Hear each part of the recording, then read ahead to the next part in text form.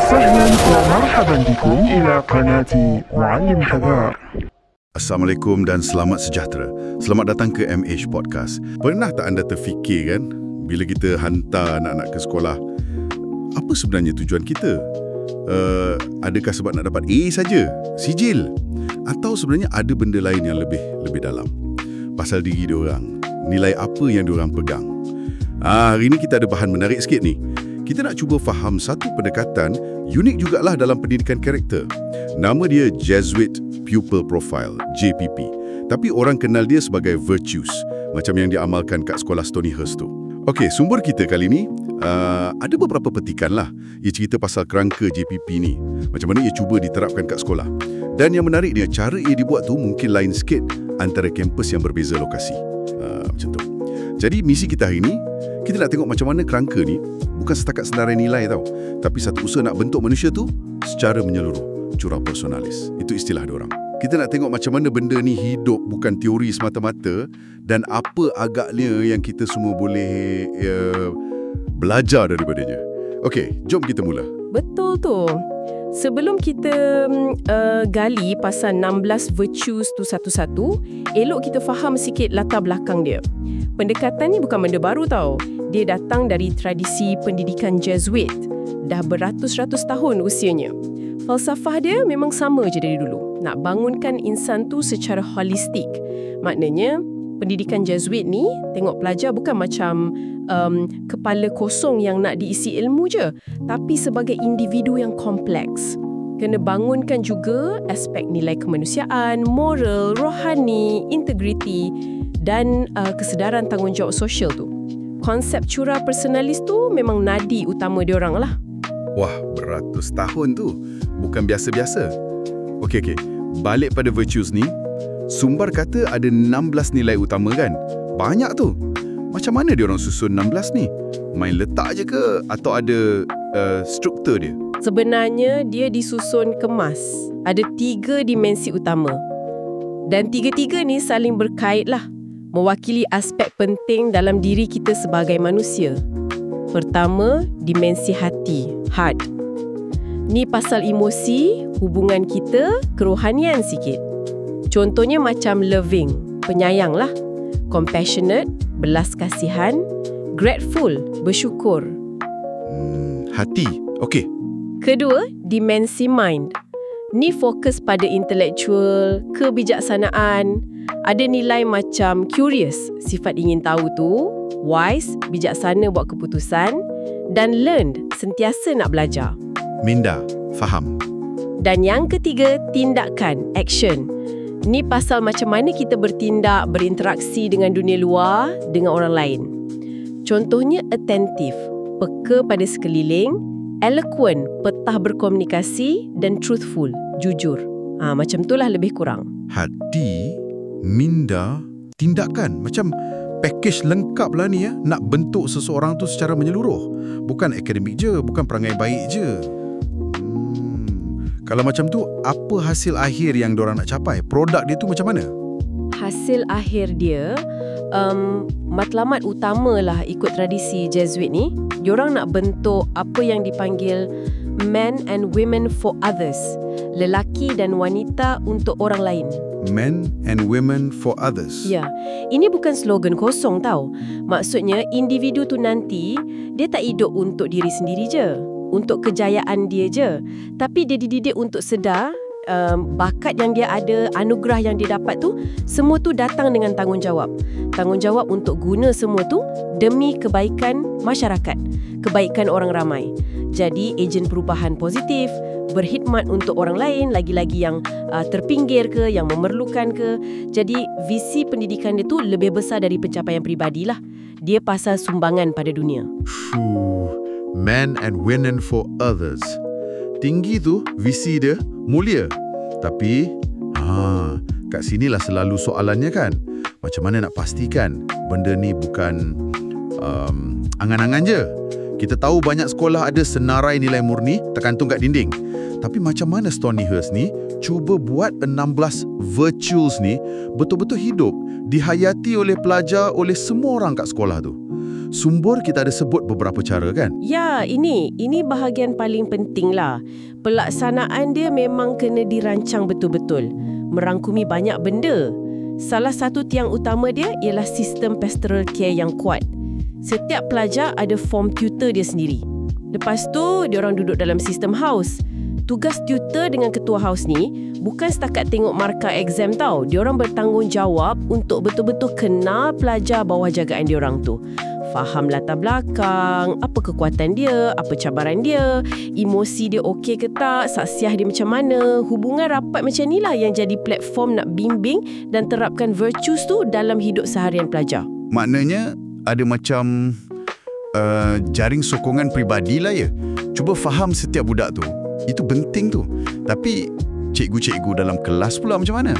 Diorang ajar subjek je ke atau terlibat juga dalam virtues ni? Oh, peranan cikgu sangatlah penting. Diorang ni dianggap model teladan, role model utama. Nilai virtues ni bukan sekadar diajar dalam kelas pendidikan moral je, tapi harapannya boleh nampak melalui perangai cikgu tu sendiri. Cara cikgu cakap dengan pelajar, cara dia bagi feedback, membina ke menjatuhkan. Dia tunjuk tak compassion bila pelajar ada masalah. Dia attentif tak pada keperluan pelajar yang macam-macam. Dia truthful tak bila bercakap. Semua ni macam kurikulum tersembunyi lah, tapi pengaruh dia kuat gila. Jadi hubungan cikgu murid yang baik, yang ada rasa hormat, prihatin, itu jadi medium utama penghayatan nilai tu. Jadi bukan setakat dengar cakap saya, tapi tengok apa saya buat. Betul, betul. Itu memang satu cabaran juga untuk pendidik. Okey, ada satu lagi benda yang saya rasa agak lain sikit disebut dalam sumber. Pasal disiplin. Diorang panggil restorative practice. Boleh cerita sikit pasal ni? Macam mana tu? Bunyi macam ideal, tapi betul ke berkesan? Tak terlalu lembut ke? Ada orang mesti fikir macam tu kan? Soalan bagus tu. Restorative practice ni memang lain dari cara hukuman biasa tu lah. Fokus dia bukan nak hukum supaya serik, tapi lebih kepada mendidik melalui pemulihan hubungan dan kefahaman. Bila ada budak buat salah, proses dia lebih kepada bawa semua yang terlibat, yang buat salah, mangsa kalau ada, komuniti sekolah yang terasa tempias untuk duduk bincang. Faham apa jadi, apa kesan dia, apa nak kena buat untuk betulkan keadaan. Budak yang buat salah tu dibimbing untuk refleksi diri, ambil tanggungjawab responsibility atas apa dia buat. Cari jalan nak betulkan balik, making amends. Semua ni selari dengan nilai integriti. Adakah ia lembut? Mungkin tak tepat cakap macam tu. Sebenarnya ia lagi susah. Sebab kena berani hadap kesan perbuatan sendiri, bukan setakat terima denda je. Memanglah ada cabaran dia. Mungkin kes yang serius perlukan cara lain sikit. Tapi falsafah dia, kesilapan tu peluang belajar, peluang pulihkan hubungan. Bukan sekadar salah yang perlu dibalas. Itu memang satu perubahan cara fikir lah. Tengok disiplin bukan hukuman je, tapi proses belajar. Menarik. Jadi, nilai ni cuba meresap dalam sistem sokongan, cara cikgu bertindak, cara tangani masalah disiplin. Macam mana pula dalam aktiviti utama sekolah, pengajaran dan pembelajaran, PDP itu sendiri? Adakah virtuous ni kat luar kelas je? Tak sama sekali. Memang ada usaha sedar untuk masukkan virtues ni dalam pembelajaran berasaskan nilai kat bilik darjah. Bukanlah maksudnya setiap subjek math ke sejarah ke mesti selit pasal nilai murni. Tak macam tu. Tapi cikgu-cikgu digalakkan guna bahasa virtues masa berinteraksi dengan pelajar hari-hari. Contohnya, bila puji pelajar sebab gigih siapkan kerja susah, cikgu mungkin kaitkan dengan nilai intentional sebab dia ada niat yang jelas. Atau hopeful, tak cepat putus asa. Okey. Bila pelajar tanya soalan kritis, itu mungkin tanda dia curious. Bila dia berani buat pembentangan, itu eloquent.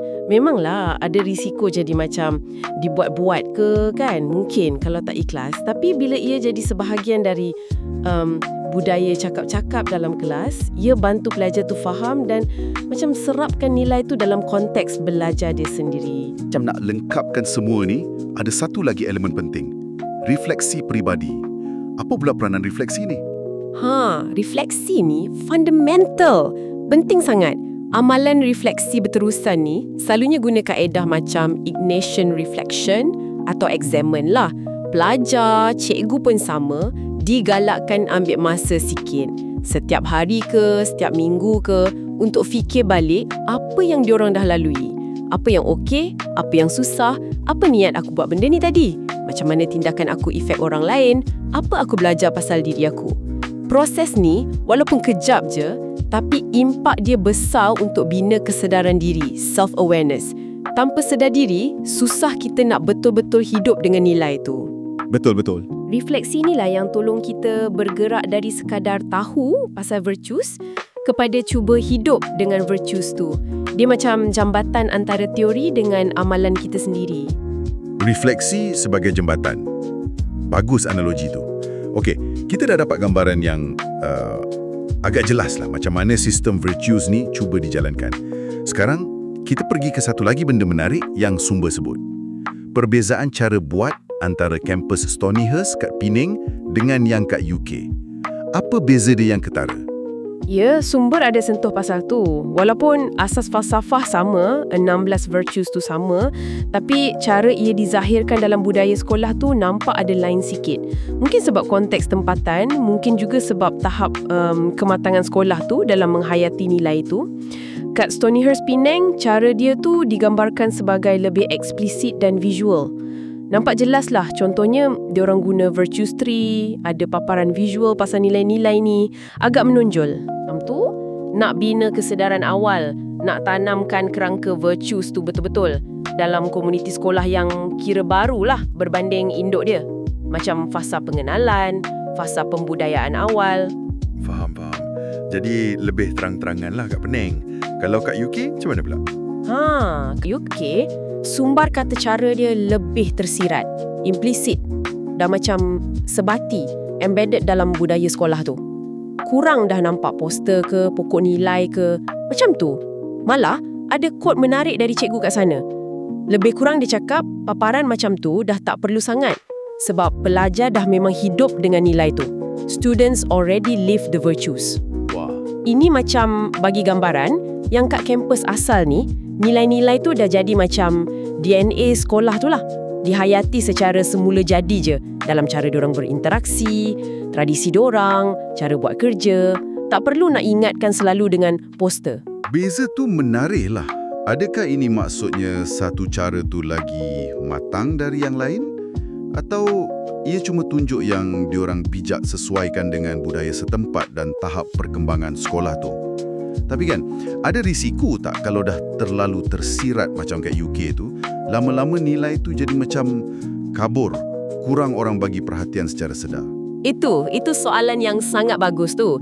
Saya tak rasa ia pasal satu cara lebih baik dari yang lain. Mungkin ia lebih kepada cerminan proses pembudayaan nilai itu sendiri.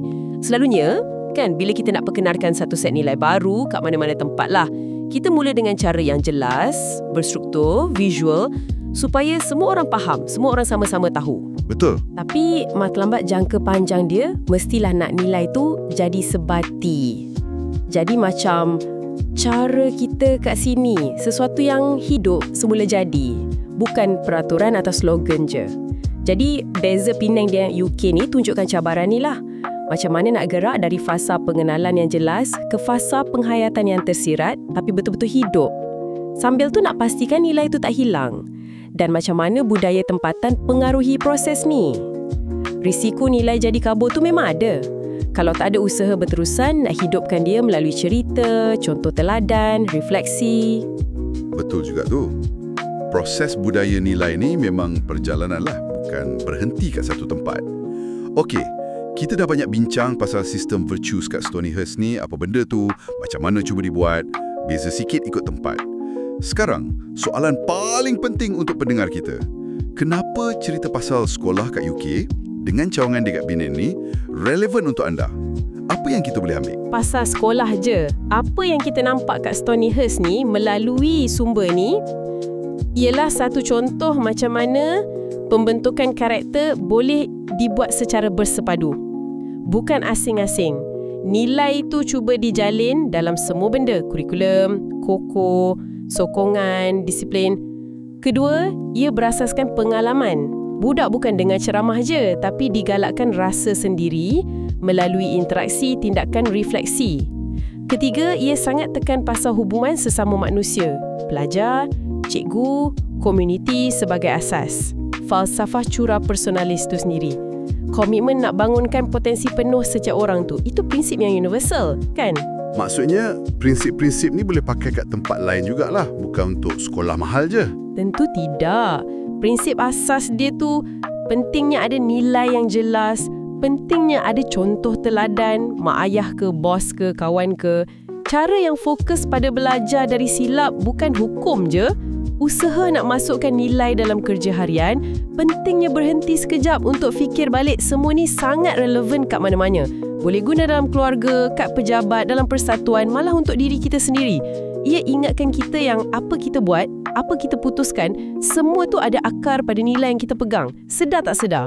Dan kat Malaysia ni pula, dengan penekanan baru dalam kurikulum persekolahan 2027, KP 2027 pasal pembentukan karakter, model macam kat Stonyhurst ni, walaupun konteks dia lain sikit, tapi boleh bagi kita idea lah, inspirasi macam mana pendidikan karakter yang menyeluruh tu boleh dibuat secara praktikal. Baik-baik. Nampaknya banyak benda kita boleh fikirkan ni. Sebelum kita habis, jom kita simpulkan sikit apa kita dah bincang tadi. Kita dah tengok kerangka Jesuit Pupil Profile atau Virtues kat Stonyhurst satu cara holistik dengan 16 nilai teras, hati, minda dan tindakan. Kita dah tengok juga macam mana sekolah ni cuba hidupkan nilai ni, bukan setakat konsep, melalui macam-macam cara, sistem sokongan pastoral, cikgu sebagai contoh, disiplin restorative practice tu, masukkan bahasa virtues dalam kelas dan penekanan pada refleksi diri. Dan akhir sekali, kita sentuh sikit pasal macam mana cara buat tu mungkin kena adjust sikit ikut budaya dan kematangan tempat tu. Macam beza antara Penang yang lebih jelas dengan UK yang lebih tersirat. Pada asasnya lah kan, apa yang paling menonjol dari cara ni ialah penekanan dia pada pengalaman, pada hubungan sesama manusia yang bermakna dan proses refleksi yang jalan terus. Itu bahan utama dia nak bentuk karakter yang bukan sekadar baik atas kertas, tapi betul-betul utuh dan dihayati. Visi akhir dia jelas, nak lahirkan orang yang bukan setakat pandai, berjaya, tapi ada kompas moral yang kuat. Ada komitmen nak sumbang balik pada masyarakat. Jadi, men and women for others tu lah. Sumber kita hari ini dah bagi kita sedikit gambaran lah macam mana Stonyhurst cuba capai matlamat murni ni. Matlamat nak lahirkan men and women for others. Muallim Hazar, inspirasi kita semua. Ilmu di semai cahaya menyinar. Di layar YouTube membawa hikmah. Setiap video membawa sinar.